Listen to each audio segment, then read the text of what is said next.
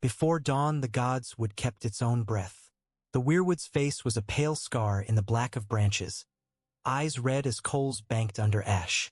Frost had crept over last evening's footprints and stiffened the water in the silent pool. Jon stood by the roots with Ghost at his heel and took in the hush that comes before a choice. The castle around them was sleep-still, yet not at rest. The walls had learned to listen for new sounds. Wings in the dark, clatter at the gate, the hum of a horn they had not used in 100 years. Winterfell had taken dragons into itself, and nothing slept well under that weight. He had chosen this place to speak because the old gods did not judge with words. They looked and marked and remembered. If he was to break what had always been said, that only Targaryen blood could ride, that dragons were no more to be trained than a storm. He wanted the tree to witness either his wisdom or his folly. Ghost nosed his hand and huffed white in the cold. Jon scratched behind the ear as he had when the direwolf was a gangly whelp. He could feel the old comfort of fur and bone, the animal faith that neither crown nor name could tangle. "You're awake early," said a voice that held the sea in it. He knew Daenerys by the step of her boots on frost, the whisper of her furs. She moved through the godswood as if she expected it to bend to her, and sometimes it did.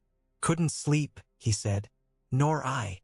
She drew closer, silver hair tucked under a dark hood, her breath quick in the cold. They roared before the moon set. Drogon wanted the sky. I had to speak to him like a jealous husband to keep him tethered. "Rhaegal hears him," Jon said. "They set each other off. Like brothers," she said and almost smiled. "Like kings at a feast who will not be bested. What is it you want to say that needs the witness of red leaves and a carved mouth?" He looked up through bare branches where a burn of starlight still clung. "They're not trumpets," he said slowly, tasting the words as if they might be wrong. "They're not standard-bearers. They're not banners you fly to frighten men who haven't seen them before. They're soldiers in their way. But soldiers need a way to be used. We ride when trouble calls, and trouble is a thing that calls long and loud now. The dead are marching. Cersei is sharpening her knives. You cannot be two places. I cannot be two places. The dragons are two, and when they fly together they still fight alone. Drogon is mine," she said gently. She did not bristle or claim. She merely laid down a fact as large as a mountain. "Rhaegal is yours now. The boy who was named for your father." The word father had grown heavy since the letter, since the truth had crawled out from under years and presented itself as a prince with a broken crown. Jon held his breath against it and spoke through the ache. "They don't fly in a wing," he said. "I think we can teach them to fly in a wing. And I think we can teach people to ride with us. People from here. Men and women who've never seen Valyria and don't have the look of dragonlords. People the North will trust." "You mean to set Northerners on dragonback?" she said. She weighed the thought like a coin. "I mean to set them with us, to make the dragons something the North has a hand on. They should not be a whip we crack from above. They should be ours. All of ours, if we're to survive what's coming." She tilted her head. The weirwood watched with her. "Old tales say dragons take to riders who have fire in their blood and salt in their tongue. Old tales say they're a breed apart. Old tales also say they died," Jon said. "I'm here. You're here. Your people fed them in the shadow of a great city until they were small as cats. And a girl in the old books fed one with mutton and rode him without a name to her line. She didn't have the right look, they said. But she had courage enough to be burned if it came to it." Daenerys's mouth quirked. "Nettles," she said. "You and Davos keep the same low songs in your pockets." "Davos knows about hunger," Jon said. "So do the people here. They won't bow to you if they're only afraid. But if the dragon breath warms them, if their cousin holds a harness, the first man who sees fire won't think it the hand of a foreign queen. He'll see his own kin keeping him from freezing." "And who," she said, "will be the first to climb up behind a beast whose shadow eats the daylight?" Jon had an answer ready. He had not slept because of it. "Lyanna Mormont asked me for a sword day one of winter. She didn't ask if she might have the courage to hold it. She told me she had already. She's small enough to fit in a harness where a full-grown knight would be more trouble than Hook. She told me she was not a girl but a lady of her house. She'd bite my hand off if it kept Bear Island safe. Alice Karstark asked who she could die for when the dead came. Neither asked whom they could wed for a banner. They asked to stand where the fear is. You mean to set girls on dragons, Daenerys said. But there was no scorn in it. There was something like memory. A little girl in a red stone palace had walked among skulls and thought them eggs. I mean to set North on dragons, Jon said. Bear women have fought. Karstarks have bled for the wrong kings and learned it. You want the North and I want the living. So let them touch the fire. Let them help us use it. Daenerys looked at the weirwood, then at Ghost, then at Jon. When she finally nodded, it was as if she had moved a mountain with the smallest turn of her chin. We'll try, she said. When they say it's folly, you will stand with me and say it's wisdom. When they say it's yours, I'll say it's ours, he said. She glanced up. The sky was pale iron now. Somewhere east the dragons cried. Not like hawks, not like crows, but like the first breath a forge takes when air is pressed into it. Bring them, she said. Bring Lyanna. Bring Alice. Bring anyone stubborn enough to call me mad and brave enough to mount anyway. We'll make a wing. They brought them to the old mews, which had once housed hawks and here and there an owl of savage temper. Ropes and rings had been set into the stone. Gendry was there, sleeves rolled to elbow despite the cold, his hammer leaning. He had welded rings wide enough for a man's wrist, and hooks that looked like giant fisher's barbs. He had made a set of straps from boiled leather that lay like a sleeping serpent at Jon's feet. Never thought to make tack for beasts that hate it, Gendry said. Horses will at least look at you while you're strapping the bit. These two look through you till they don't. Then the looking feels like a brand. You made it strong? Jon asked. Strong enough for a giant if the giant didn't mind screaming at me while I cinched him, Gendry said. I doubled the leather and used links meant for ships. If they tear, it'll be because the world tore with them. Lyanna Mormont came like she always did, walking as if every board chose to be under her foot. She wore a short coat of black bear fur and a knife that looked like it had never once bent away from a bone. Behind her was Alice Karstark, pale and careful, her hair bound back, her eyes set forward. Where Lyanna tied courage like a banner to a spear point, Alice slid it under her tongue and swallowed it whole. Is this your madness? Lyanna asked, looking from Gendry's contraption to Jon to where, beyond the wall, a dark bulk shifted and rumbled. This is our hope, Jon said, and saw her grin at that like a wolf baring teeth. I'll not be called a rider, she said. I'm more than that.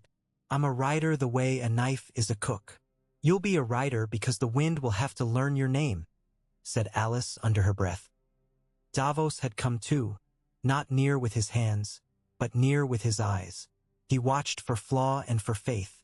Beside him stood Sansa, furs white as the season and face pale, as if she had already drawn this scene in a dream a winter ago and disliked it then. Arya hung back in the shadow of a pillar, unreadable as ever, though the set of her jaw told Jon she'd put herself on a dragon whether he asked or not if she decided it was the work that needed doing. Remember, they're not horses, Daenerys said when she arrived. Her voice was low, and the words were for the gathered northerners, for the smith's helpers, for the men with poles and buckets of water, for anyone with ears. They do not love bits. They do not trot when you kick. They fly because it pleases them and burn because they choose. They are not forgiving, but they are not mindless. And what pleases them? Lyanna asked. Meat, said Daenerys. Warmth, sky, strength. Someone who will not break when they test you. Someone who will accept the blaze on their face as not an insult but an introduction. I've had worse introductions, Lyanna said, and Alice's mouth twitched. They brought Drogon and Rhaegal down into the yard with long practice. The beasts had learned the sound of a certain horn and the taste of sheep's blood on the air. They came with the hiss of scaled bellies on frost and the crackle of their own breath. Drogon was night and red, a mountain with knives, every movement lazy until it was not, and then quick as lightning under a black cloud. Rhaegal was moss and sea-deep, his eyes a yellow-green that saw through men and found whatever lay under them. Jon went first with Rhaegal as he had before. He held the dragon's gaze and kept his fear where the cold could keep it honest. Fear keeps you steady, he had learned. It is bragging that makes you fall from heights. He put a hand on Rhaegal's neck, where the scales were smaller and warmer. He murmured, not a word of a foreign tongue, not a prayer. Just a sound, low and constant, like the throat of something that does not want to startle. "Will it know me?" Alice asked, voice very even. "It will know if you're lying," Jon said. "It will know if you think beauty is a thing to own. It will know if you want to be above men for the sake of it. Don't feed it those. Feed it your wish to burn what needs burning, and your wish not to fear falling when the only way is up." Alice nodded.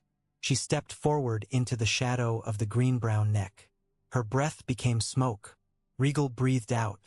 The heat washed over her and set a fine sheen of sweat on her forehead in the freezing yard. She did not flinch. She did not blink until the hot breath was gone. And then she blinked once, gently, as one might when ash swirls before the eyes. She set her palm to the scaled skin and drew it with the slow care you use when your horse is skittish in a storm. The dragon's eye flicked sideways to look at her. He did not snap. "Drogon will not be so gentle," Daenerys said, and there was both pride and warning in it. "He sees challengers before he sees friends. I've been dismissed as a girl since I spoke my first words," Lyanna said. "Let him try to do the same." "Do not," Sansa said softly from the steps. "Be foolish enough to think your pride can survive a mouthful of flame." Lyanna's chin lifted a hair. "I'm not a fool," she said. "I'm a Mormont." "You're a child," Sansa said, but her eyes were not mocking, only tired. "And you live because you are clever." "Then watch me be clever," Lyanna said, and walked deliberately toward Drogon. Drogon turned his head in increments, a lord acknowledging a petitioner. Smoke threaded from the nostrils. A low sound came out of him like the mountain's sigh before it throws down rock. Lyanna stopped just short of where Jon had told them was the distance of insult. She stood, hands at her sides, knife sheathed, chin up, eyes steady. Drogon let the smoke roll. It curled around her face and hair and steamed the frost at her boots. "He is too close," Grey Worm breathed under his breath where he stood at Daenerys' left shoulder. But Daenerys didn't move to call him back. "If you call back at the wrong moment, you kill either beast or rider." Lyanna lifted one hand. Slowly, she let the breath blow against her palm until the skin flushed. Then she lowered her hand without touching. She did not turn. She did not smile. She simply stood until Drogon dropped his head. Just a fraction. Just enough to make a space in the air that had not been there. And in that space, Lyanna took one step. "By the 7 eyes of the stranger," Davos murmured in wonder, because he knelt in no place but could be moved by it anyway. The first mounting was clumsy. It is a truth across all beasts. The first mounting is for learning where your joints are. Jon climbed into his saddle on Rhaegal with a practiced swing that still sent a jolt through his hips. He didn't look at the yard when he swung up, felt Alice at his back, the strap against his thigh holding her seated behind. Her breath measured at his shoulder as she clipped in the second strap across her stomach, the third around her thigh, the fourth under her boot. The harness Gendry had made was like a web, light enough not to drag, strong enough to hold a fall if the dragon bucked. The hardest part was to make it a thing Rhaegal would tolerate. Jon had practiced for days touching the leather to his scales, lifting it, settling it, never tying too fast, never jerking. Drogon took to the harness like a man being forced into a feast he never asked for, with long-suffering offense that was better than open rage. Daenerys moved like she had been born to riding something that hated bondage. She put one foot in the notch at the base of a wing where the scales were thick as a knight's breastplate, used the collarbone of the beast itself as leverage, and swung up into the saddle she'd had built when he was young and less likely to throw her. Lyanna wasn't in a saddle. There was a lower set of grips welded into the frame. She put her feet exactly where they were meant to go and let Gendry clip her in, as if he were sealing a lid on something precious and dangerous. "Your hand on the hook," Gendry said at her ear. If he pitches, you hook or you're a song. You won't be a song. You'll be a warning. I'm a warning already, Lyanna said. But she took the hook in hand and tested it. Look at me, Daenerys said to all of them. She had the voice she used with kings and with widows both. The voice that made men stop and hush.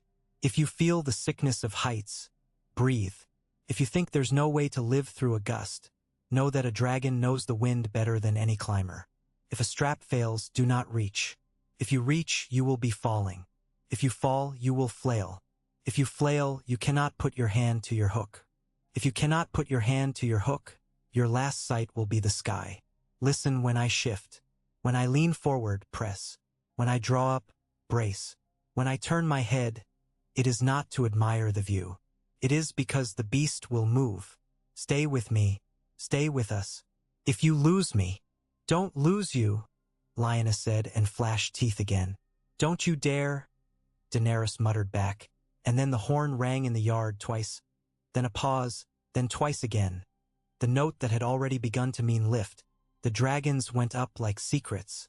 Rhaegal unfurled one wing, and then the other, and the air accepted him with a sound like a sail filling.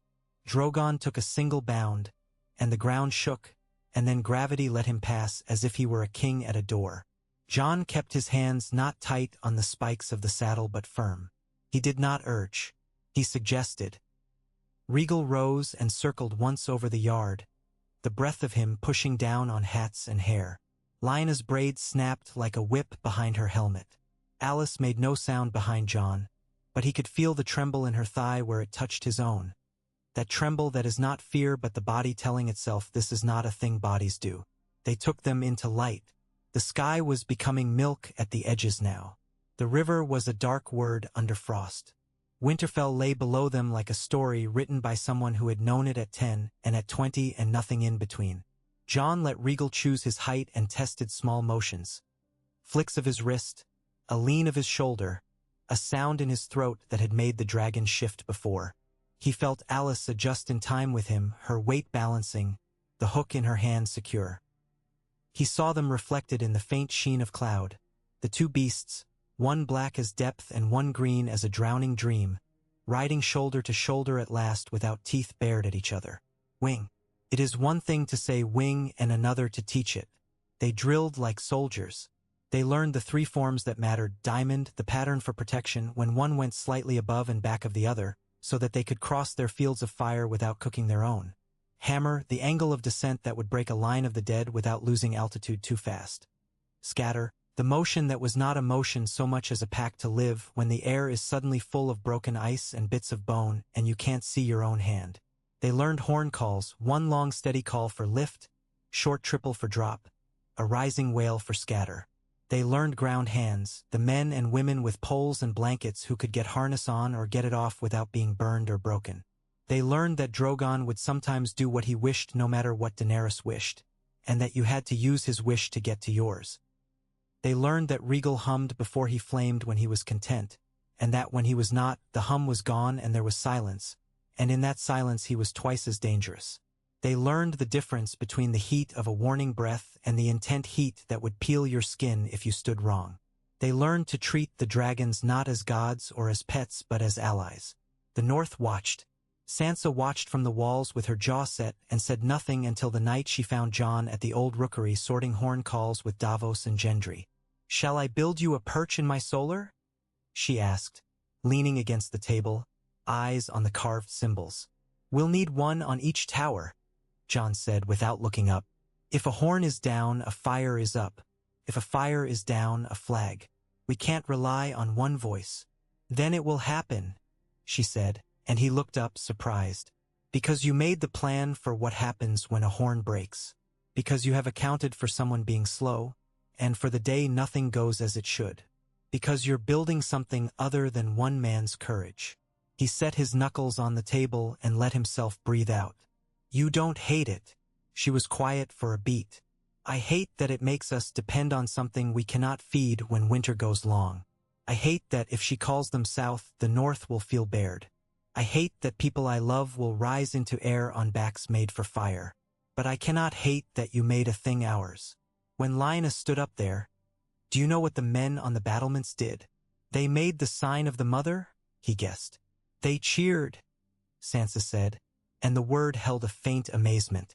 Not because it was a dragon, because it was Lyanna Mormont making the dragon do what our plan required of it. He dared a small smile. She did make it do what she wished. And Alice, Sansa said. Alice is subtle. She never looks like a banner. But half my women came to the kitchens to whisper about how she sat the air like a hawk who'd been a hawk since fledgling. They trust her. They will follow her to the gallows. But perhaps this time she will take them away from the gallows altogether. They're both very young, Sansa said, and he heard the old fear in it. Be careful with them. Be careful with Arya. I can't stop Arya, he said, and Sansa Tully laughed, a soft breath in the cold of a room that had seen too much of their childhoods. I know, she said. I want you to know that if this thing you are building saves 5 lives where it risks 1, I will carry the 5 in my heart and the 1 on my back. Like father's words. The pack, the lone wolf. All of it. But I will still count. He nodded. So will I. They tested the wing in the cold wastes beyond the last river. Tormund Giantsbane insisted on coming along on a sledge pulled by shaggy horses taller than any Southron could love, because if there was to be a tale told about fools trying the sky with beasts, he wanted to be in it as the man who laughed and came back with his beard frozen solid. He stood in the snow and shook his shaggy head when the dragons shot overhead, the wake of their wings making the hair over his chest ripple under his cloak. I've seen men in skins fly down a cliff on a board shaped like a bone. He yelled up at Jon when they landed. This is madder and better. The dead won't expect it. They didn't have long to test. On the 4th morning a raven came in wild. Its feathers rhymed with ice, and Bran's hand, which had been steady as a branch for days, shook when it took the message. He sent for Jon with a look that put frost deeper in Jon's bones. They're over the lake, Bran said without preamble when Jon reached him. He didn't always speak with that voice. Sometimes he was just his broken little brother again, who ate and slept in this winter world as they all did. But when his eyes were all winter and none of Bran, Jon felt the wind in his marrow. Viserion is with him, the dead. He's bringing a storm as he flies. The wall of wind is wrong, cold that breaks rather than freezes. He'll be here by night. Jon didn't say how he knew. He didn't say why. He didn't ask why Bran was certain of something that should have been impossible. He nodded once and left the room, and then he ruined everything else with speed. The wing rose before the moon was up. They went east where the air bit your teeth into ringing. The horn rang from the tower twice lift. Gendry's straps were tight. Davos had his flags in order. Sansa stood with a fur over her hair that made her look older and something like their mother when mother wasn't soft. Arya had a rope around her waist and a knife at the small of her back and haunted the edge of the yard, waiting for a hole in someone's attention to step into. Daenerys said, "If we see him, we do not chase deep into his weather. He wants split flights. We stay together. He is quick because he is not alive to be afraid. We are quicker if we move like one beast." She and Jon shared the glance they'd learned to trust in the air. It said, "If we die, at least let it be in the same part of the sky." They found the front edge of it over the shallow hills where the snow can flatten a man's sense of horizon and make him step wrong to his death. The cold was not a winter they knew. It was a hole the world had torn in itself, and the edges were slicing wind. In the hole was a blue thing in a ragged cloak on the back of a dead dragon, and the dead dragon's eyes burned like wasps caught in ice. Viserion's wings beat not with life but with compulsion. Every beat had a sound like the breaking of lake ice. It was night not thanks to the hour but thanks to the storm around him. The wing hung at its edge. Drogon bellowed a sound that had never before held fear in it. Rhaegal's hum died. Jon's fingers went cold inside his gloves like bone left in snow too long. "Diamond," Jon said, and the horn on the tower below sent it a sound. Drogon drew slightly ahead and higher. Rhaegal slipped below and to the side. Lyanna's hand on her hook was bone white and unbreakable. Alice pressed her knees. The light of the eyes of the dead thing washed over them, and they did not break. The Night King turned his head toward them as if he smelled a meal. He pointed, and the dead dragon opened its mouth, and the cold fire came. It wasn't flame as they'd known flame. It was a white-blue rush that unmade rather than burned. Rock that it touched didn't blacken. It shattered. Air itself cried thin where the jet passed. "Scatter," Daenerys said, and the horn screamed. Drogon dipped and rolled left with a speed that would have thrown any unstrapped rider a quarter-mile into night. Rhaegal fell and banked in a move that used gravity to bruise and the sudden torque to save.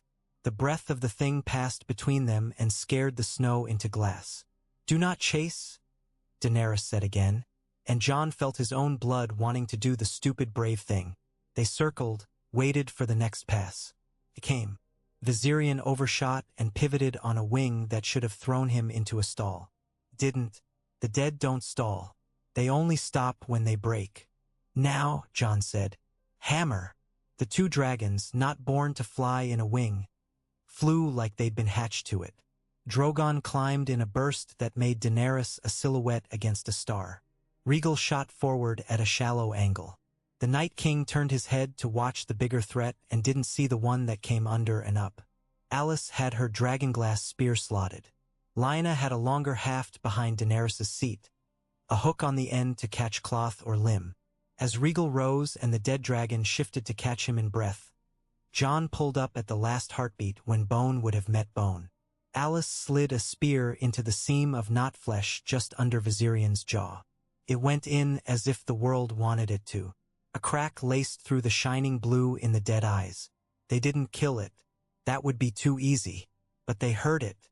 It screamed a sound no throat should make, and the storm around it pulled tight like a strangler's garrote. It spat its cold and caught its own wing, and the ice that made it did not shatter. No, it bound the broken part in a lace that might hold a bit for a breath or two. "Again," Jon said, "because you do not stop where you found purchase." Drogon came from above. Daenerys leaned forward and Lyanna moved with her, and the spear hook flashed. The dead man on the dead dragon turned his cold face up to them, and Daenerys saw him, truly saw, and the look that crossed her face after was not the look she wore when she burned slavers or when she told men to bend the knee. It was the look a woman wears when she sees her child murdered and cannot save him.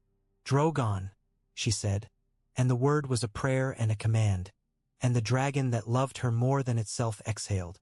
Flame, the real kind, the living kind, poured down, and the dead fire fought it in a white roar that made the sky a wound. The two collided and tumbled and cancelled and bit. When heat met unheat, the sound was like a bell struck in stone. They broke off. The dead dragon turned again, and the Night King lifted his spear arm, and Jon felt his heart misstep to an old pain. Rhaegal bellowed and twisted, and the spear went past with inches that were not generous, that were earned by everything they'd practiced standing on stone in a yard. They could have gone on for a dozen passes and 3 fallen riders and the same ending, because he was not alive and they were, and life is precious and calculates risk, and the dead are extravagantly uncaring. They could have wasted themselves there. Bran saved them. His voice was in Jon's head like a wind going a different way than the rest, and that itself was a mercy. "Bring him north," Bran said. "Bring him to the heart tree." It wasn't a suggestion a man could argue with. Jon didn't ask how. He did what he could with the living things under his hands to make a dead thing do what a dead commander didn't expect. They retreated, but not in panic. They drew them with the taste of failure in their mouths and the burn of small victories in their throats. One broken ice wrinkle on a dead wing. One spear lodged where no flesh ever scarred. The wing kept its shape. The horn called. The flags flew even when the wind tried to eat them. The beacons on the towers lit one by one. A line of embers for a dragon's eye to follow. Rhaegal dipped and rose, his hum back in low pulses now. Alive, alive, alive. They crossed into their own air. They brought the storm with them. The heart tree stood like a priest in winter. Blood leaves stiff on white wood. The first dead thing to shamble into the gods' wood could not see the sanctity of the place and did not care. The last of Jon's men who had not run to the walls drew swords that steamed in the wrong cold. Arya was on the branch where she had loved to sit as a girl, and she seemed carved from the tree now, not grown from the quiet child. The Night King came under the face. His dragon landed in a laboring heave and cracked a section of the stone at the yard's edge. The undead dismounted without grace or need for it. He walked forward as if he had always intended to. He did not look at men. He looked at the tree, at Bran, at something old in the roots. This is where stories become songs, and songs forget the work. The work was this. Drogon and Rhaegal hung like two hawks with too much bulk over a hair. Jon swung down from the saddle to the wall, and his boots were numb stones under him, and he felt his legs as if they belonged to a half-frozen stranger. Daenerys came down behind him with a grace that would have been a marvel in any other winter. Lyanna dropped like the mountain cat she sometimes was in temper and ran toward ground men dragging a chain across the yard. Alice slid to the stones and already had another spear in hand. The chain was for the dead thing's limbs if it fell. The spear was for the place in the chest the old songs guessed at and were sometimes right about. Bran didn't say anything this time, and perhaps he didn't need to. He was the eye that saw which moments could tip and which could not. Arya saw him see. She drew a breath that iced the inside of her mouth. She dropped from the branch. She went for the man with the blue eyes. He turned. She missed on purpose because she was not a fool. She did not aim for the chest and the easy story. She aimed for the space beside him and the move that would bring his arm into place to block her. The same block he'd used a dozen times in the memories of those he'd killed. He blocked. He caught. She dropped the knife and took it with the other hand and brought it up. He lifted her by the throat and threw her, and the knife struck stone and skittered. They would say later that she was almost the hero, and almost is not a thing you sing about with triumph. She rolled and rolled well and rose. Now, Bran said in his head and in Jon's, and maybe in Damfair's if the priest had been there, and in the weirwoods if trees hear anything but sap. Jon moved without thinking, which is when he moved best.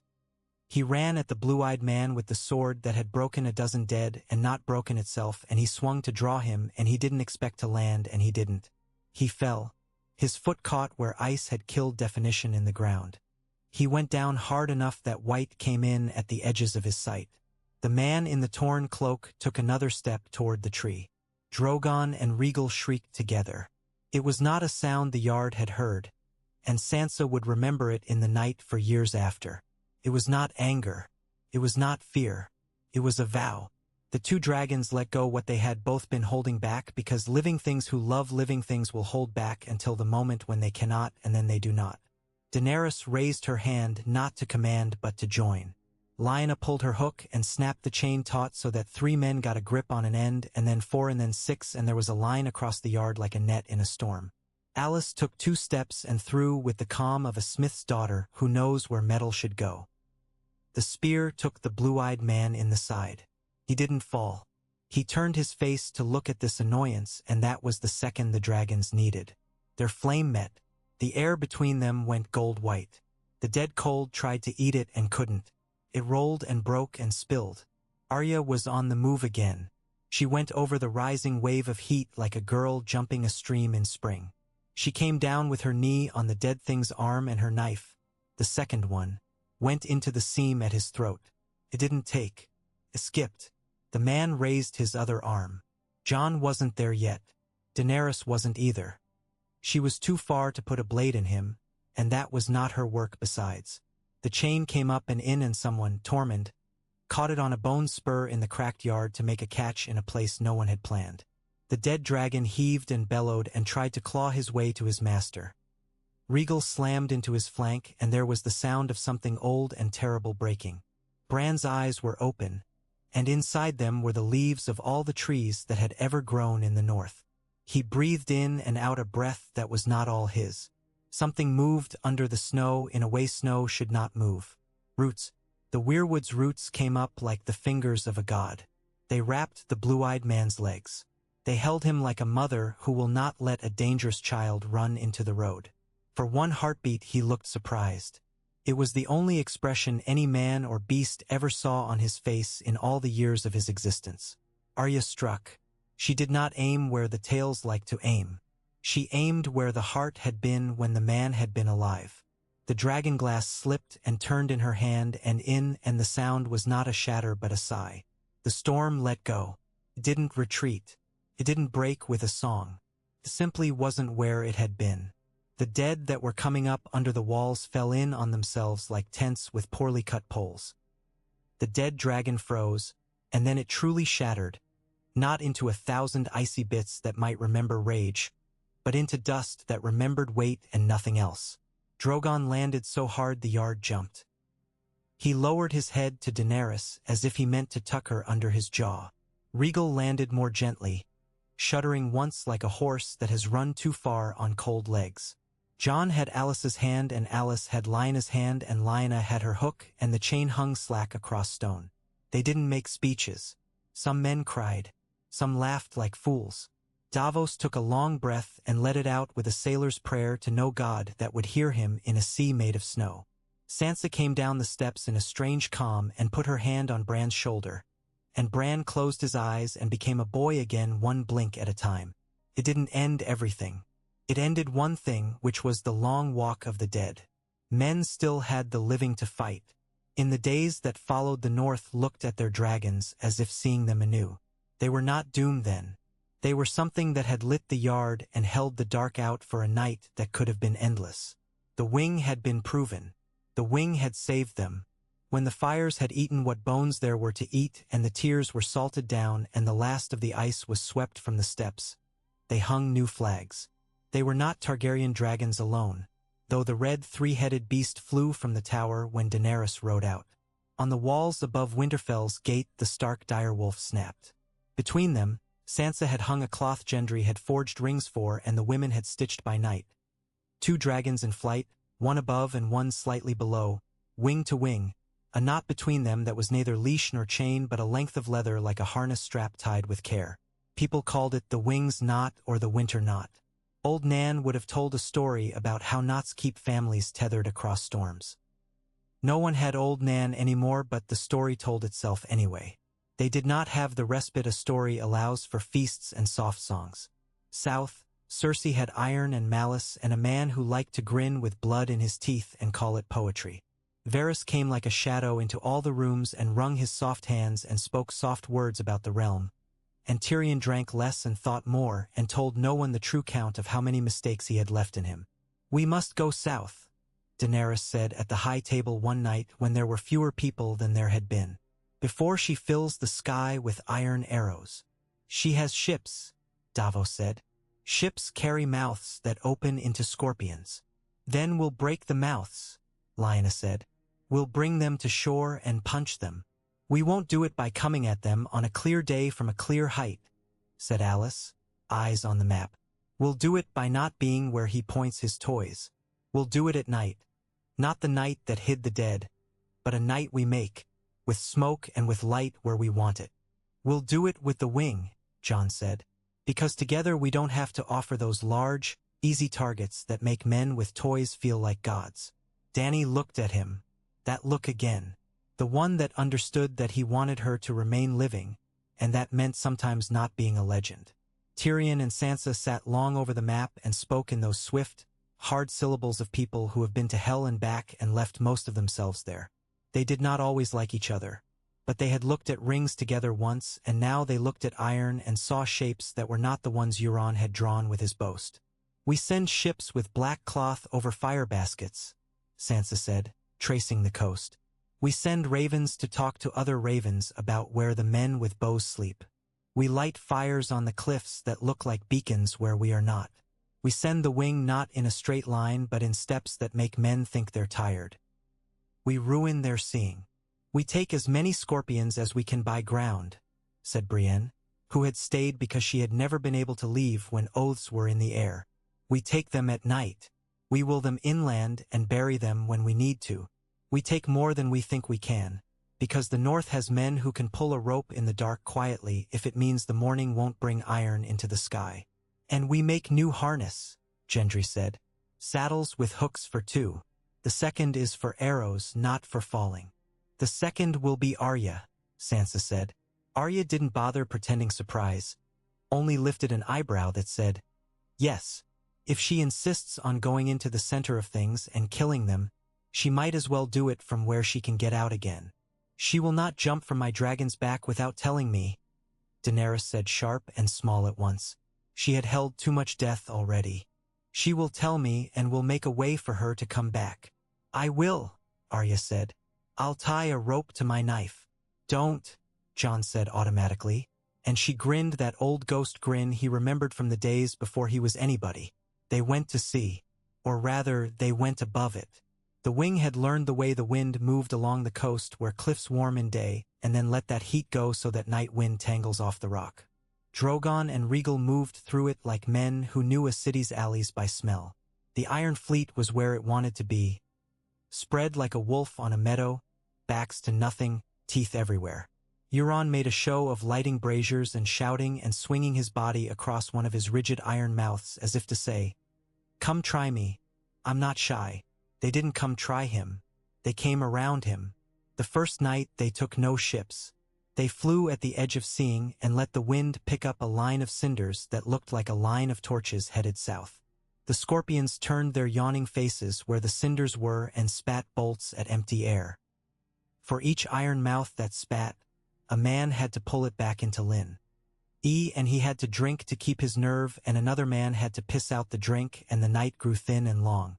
On the second night they sent boats with great cloths stretched over frames and lit fires under them. And from above in thin moon the things looked like beasts in the water, like shapes that move and want. The scorpions spat. The cloths burned and sank. No dragon was anywhere near. On the third night the wing came silent and low from the landward side. Drogon lifted and screamed just once. Not a warning, but a song to his own heart, and then he burned one mouth, 2 mouths, 5. Rhaegal came behind and lifted his head as if to drink the smoke, and then he put it where it belonged, over men who had lifted their bows to the wrong sky. Jon felt Alice at his back, felt the string of her bow hum, felt the moment an arrow leaves and becomes a story for someone else to tell. Lyanna shouted in a bare island bellow that would startle fish on a quiet lake and drove a barbed bolt down into a scorpion bed. Men jumped. Men died. Men ran. Euron smiled and cursed and smiled again and yanked his weapon to face the place Daenerys had been, and Daenerys wasn't there. Drogon rolled and the air held him and carried him, and Rhaegal dipped under and became again the lower wing in the diamond. They were a single beast with 2 terrible heads, and the fleet was wood and iron built by men who had never planned for living fire that planned back. By dawn the iron mouths were stumps and black puddles on blacker decks. Ships burned. Some men screamed. Some did not. Davos's smuggler ships came out from a hidden cove like songbirds from a hedge and cut ropes and towed what needed towing. They let enough men live to tell the story right. The story was that dragons killed iron when iron was used to murder cities. The story was that dragons didn't eat cities. Men ate cities with greed and with fear. Dragons could be taught to eat the men who wielded the iron, and only them. It was a story Jon wanted in the mouths of 100 dockside gossips. It was a story Daenerys needed to hear too, so that the voice inside her that had begun to whisper that burning was the only thing she was meant for would have something to answer it with. The bells were another thing. They rang. They rang because someone in the city looked out and saw a dragon with a knot between it and another dragon and decided surrender would bring morning faster than trying to pray down fire. The bells rang and the scorpions on the walls were cinders and the men with bows were ash. The city waited for a queen to be grief and rage sewn together. The city got a queen who was grief and rage sewn together but bound with a knot she'd learned to tie. She did not fire the streets. She went straight for the Red Keep and burned only where the mouth of iron had been, and there were many mouths of iron in that place, and Qyburn's tools screamed where they unmade children on tables. She burned those. She didn't burn where the dungeons held the innocent, because Tyrion had made a map in ground flour and pounded sugar and spoken with a man whose job it had been to sweep those hallways. Cersei stood on her rampart and watched and did not cry. She broke smaller than that. They found her not crushed in a hidden place but seated in her chair, head in her hands, Jaime on his knees beside her with one arm around her waist and saying, perhaps, some version of "we were born together," which is a thing twins say when the world is ending. Brienne stood in the doorway with a face like the side of a mountain. She had come in her mail and asked for the swords. She had not killed them. The building had done more of that work. The rest had been done by time and the weight of bad years. After, the city did not sing as when Aegon came. The city cleaned. The city burned what needed burning and scrubbed what could be scrubbed. The wing flew above the city, and the small folk looked up, and some spat, and some crossed themselves, and some watched with a hunger that was not food-heightened. It was the hunger for a new way to live that wasn't just a different boot on the same throat. Jon felt it like a tide under him. Daenerys felt it and shivered, because what men want can carry you like a wave or drown you as easy. They held court in the Dragonstone Hall because it didn't bleed memories like the Red Keep did. Tyrion stood at Daenerys' shoulder with his hand tight on the belt where a better man might have tucked a prayer book. Varys only came when called. He had eyes like a man who has spent too long trying to see beyond the horizon and turning away when the storm he feared approached anyway. Sansa sat with her hands folded like a precise winter.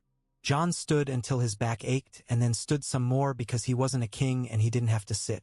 "Say it," Daenerys said one late night when the candles had nursed down into puddles and the stones of the hall had let the day's heat go.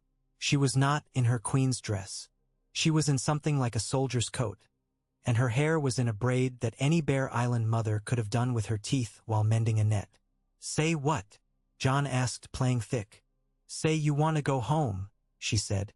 "Say you want to go north. Say you want the wings not to be a thing that flies the border and keeps the snow from eating the fields. Say you do not want to sit that chair the way men will try to make you sit it. I want to go where Ghost sleeps without lifting his head at every noise," Jon said. "You can," she said. "I can hold the south. Sansa can hold the north. The knot is a thing that changes what a border is. It is not a chain to drag between us.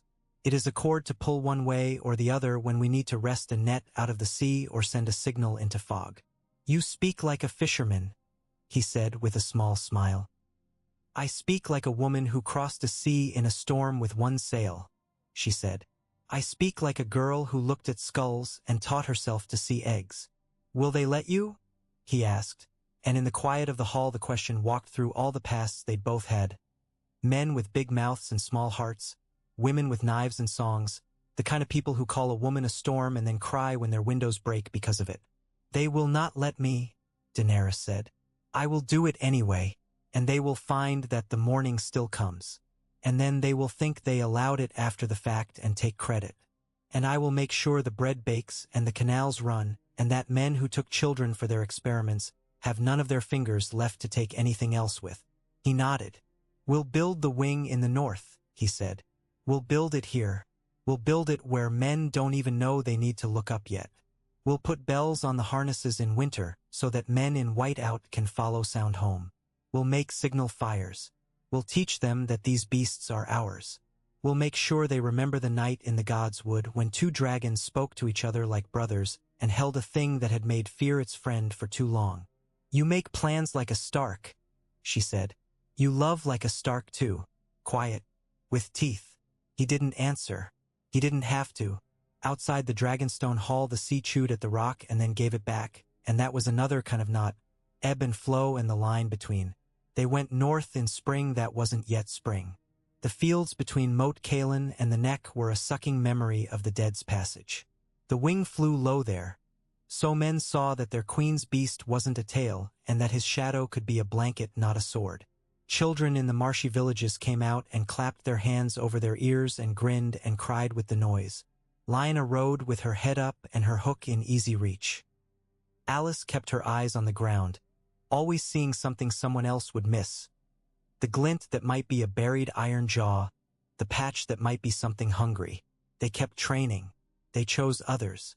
They did not choose men because they'd shouted loudest. They chose because a certain stillness lives in a certain kind of man or woman that makes beasts settle when the world wants to panic. They chose a woman from White Harbor who knew the wind and what it did to grain. They chose a boy from Molestown who didn't drink. They chose a Bear Island grandmother who had delivered twins in a snowstorm with her own hands and didn't see why a dragon should be any harder. Drogon never allowed another rider than Daenerys. Rhaegal tolerated Jon and those Jon brought. He knew Jon's heart had a slow truth in it. They learned that the wing was not only about the beasts at its center but about the men on the ground who learned to look up and read what shapes meant what. They learned the ground horn would mean to some that hope was coming. They made hope pick a sound. Ghost aged with grace. He took to lying along the edge of the yard while the wing trained, and he closed his crimson eyes and pretended to sleep, but his ears angled at every false move and every true one. Once, when a strap broke, because even Gendry errs when his mind is on a different woman than the strap in his hands, Ghost was already up and running, and the man who would have been a song became only a story because the direwolf took the fall and the shock and the teeth of the ground instead. He limped after for a month and then did not. Sansa ruled. The North settled around her like a cloak that had always meant to be on those shoulders. She wrote to Daenerys like a woman who will not flatter and who expects not to be flattered. Daenerys wrote back in the same fashion and sent bolts of silk when the winter abated and loaves of white bread when the harvest was good and soldiers when the harvest was poor because soldiers can carry sacks. Tyrion visited and taught Davos the names of a dozen cheeses he had no use for and then taught him something more valuable: how to listen for the word a man does not say when he lies. Arya came and went and came again. She rode behind Jon sometimes, and sometimes she went alone with a bow and came back with 3 eels and a bruise and a grin. She didn't put a knife in any king. She put one in a man who was making girls into things in a cellar in White Harbor and then came home and ate soup without comment. She slept some nights at the Godswood with her back to the roots and told no one what she dreamed. Years are strange things. They slip, and then suddenly you stand on an anniversary in the yard and the dragons scream in weather that feels the same as weather once felt, and everything is different inside men's chests. The second spring after King's Landing, Daenerys came north with Drogon. She had sun on her face and a line between her eyes that had grown there from learning the cost of choosing not to burn and doing it anyway. She came with a coin minted with a woman on one side and a wing on the other, and the wing had 2 beasts in it and a knot between. "We'll standardize it," Tyrion said, practical and in love with systems again because systems had saved him from himself. Weight of metal, weight of promise. Kings love a coin with their face. A realm loves a coin with its own idea stamped on it. Make that idea a knot and not a crown, and maybe we'll survive our own romances this time. "Let the small folk decide what they call it," Daenerys said. "The North will call it the knot. Dorne will call it something with sand in it. The Reach will call it something with bread. If it buys bread and keeps armies fed, they can call it a goat." Jon didn't attend to the coin beyond the grin it brought to Davos's face. He attended to Rhaegal's breath and the way Drogon had begun to accept his green brother as something other than a rival. He attended to the sound the wing made when trained men moved on towers. He attended to Lyanna's shorter height and the way she hid the strain in her shoulder from the winter that had healed wrong. He attended to Alice's careful silence and the way it broke sometimes when she laughed at something only she saw. The rumors of after madness still flickered. Men in inns loved to tell about how Daenerys had almost burned a child for looking at her wrong, about how a dragon devoured a beggar for a grease-slick bone. They loved to tell that Jon had bent a knee that had broken and that he had gone south to become a footstool. Rumors feed rumor, and truth isn't a pig that knocks down walls to escape.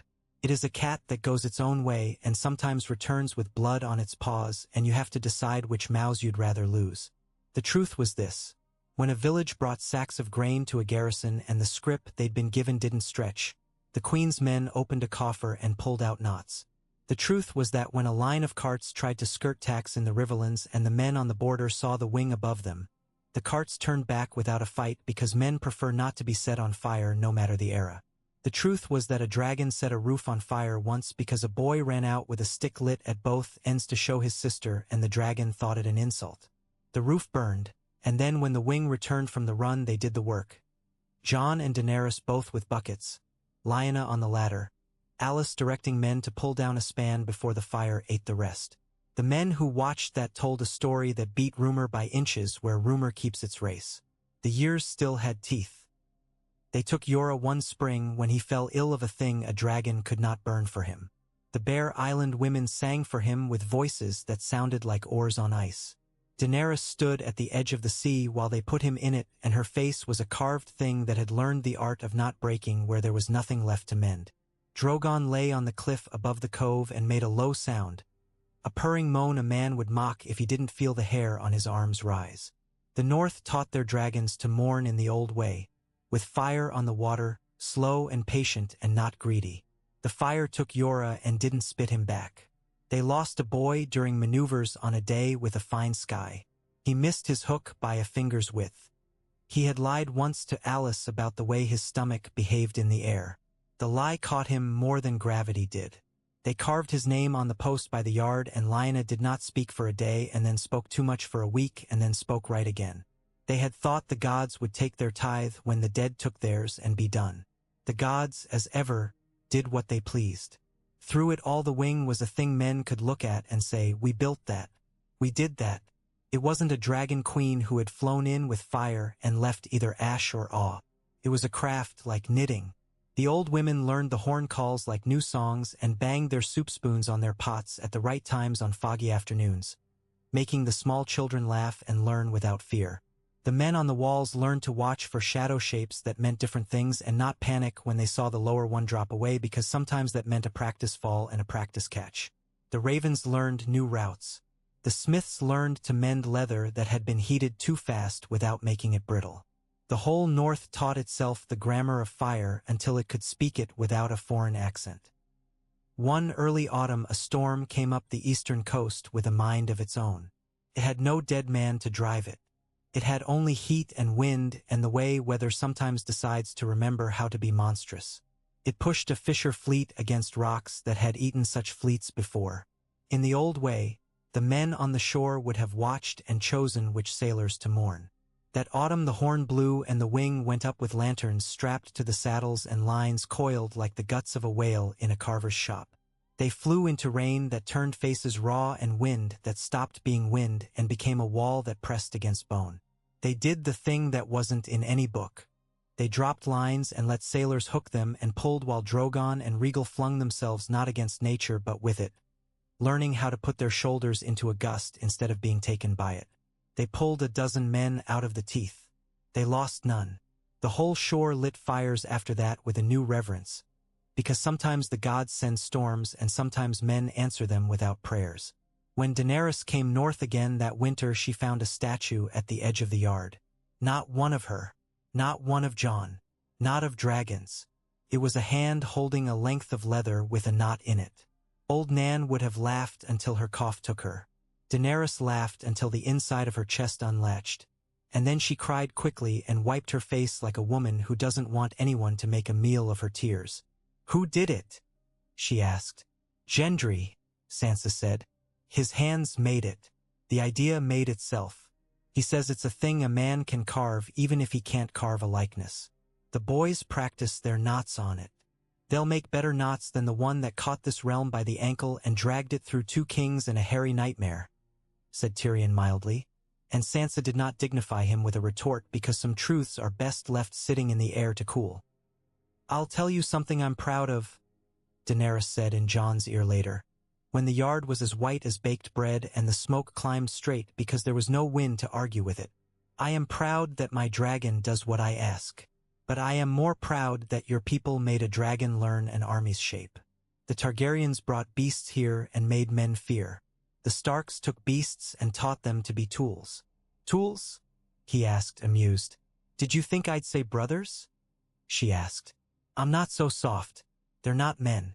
They're better and worse. They're like rivers. You can dam a river and you can drown in one. You can drink and you can watch it take your house. Only fools forget both truths. Only fools love without a net. Only tyrants dam the river and call it theirs. Only cowards refuse to wade because the water is cold." "You're getting good at northern metaphors," he teased.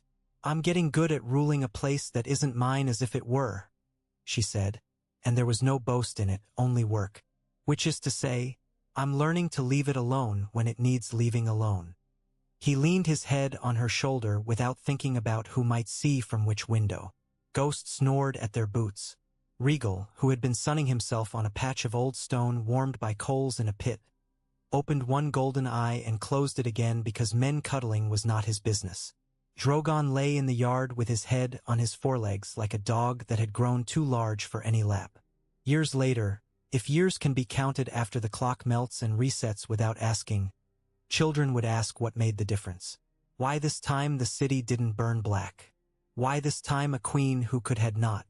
Why up here where the wolves carve runes in ice and know a dozen words for snow there were people who looked up when they heard a horn and smiled instead of ducking? The answer would slice and tangle because answers do. Some would say Bran's eyes saved them in the gods would. Some would say Arya's hands or Alice's, or Lyanna's hook finding purchase at the right moment. Some would say Tyrion's guilt finally paid a debt. Some would say Sansa's bone-cold head and her refusal to let men make of her a pawn. Some would say Daenerys's choice to tie herself to a knot. If you asked Jon, standing in the yard long after his knees stopped aching when it rained, he'd say the difference was a long winter small work. That men had learned to set their hands to leather and wire before the sky fell. That they had learned how to blow a horn and how not to scream when the dragon shadow passed. That the two beasts had been made into a wing and that in that making, the men who made it had found their own way to be a wing, each to each, shoulder to shoulder, feathers not of scale but of rope and will and stubborn habit. The last time he flew before his beard went entirely to salt. The air was crisp and the heart tree looked like blood on snow in a painting that makes you ache more than it should. Alice was at his back for the last time before her daughter took her place. Lyanna had a new scar along her jaw that she told 100 lies about in the alehouse because why not? Daenerys in the south was teaching children that a map is not the world. Sansa had just sent a letter written in a hand as sharp as the day is long about the harvest. Arya had gone west again with a boat that smelled of pitch and apple because she liked to make the things she left behind sweet. Rhaegal hummed. Drogon answered. They rose together. The horn sounded and answered. The wing held. The knot did not break. They cut across the pale of the day and the breath out of both beasts looked for an instant like one breath. It drifted and then was gone like all breaths. But for that instant a boy who had been nobody and a girl who had been smoke made something that lasted beyond either of them. The sky held it. The tree saw it. The old gods, if they have words, grunted. And the realm, which has no face but the faces that live in it, learned to look up without fear.